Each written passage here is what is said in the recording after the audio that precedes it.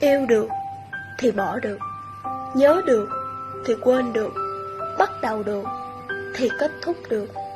Nhưng mà sao nói được chẳng làm được.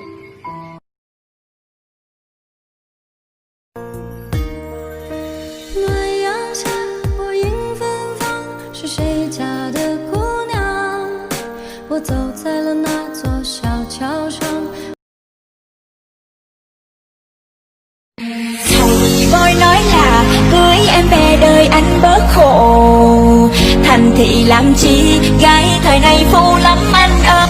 Ta cùng đi đến chốn xa xôi ta đã trải qua.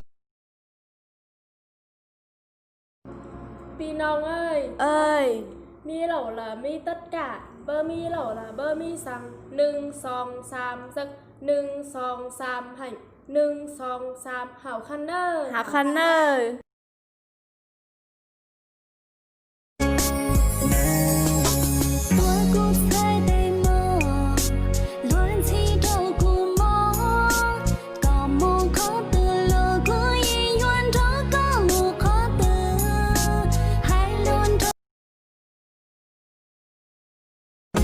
Cớ sao người nỡ mang đi câu chia lìa rồi quên ý câu thề, thương mấy cho nhiều để giờ người bỏ.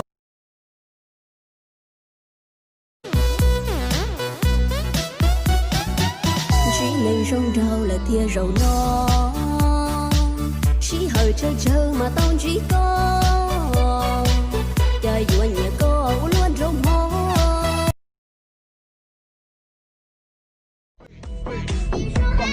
Tạm biệt trái đất sơ bồ, tớ về sao hỏa tìm bồ tớ đây. Okay, let's go.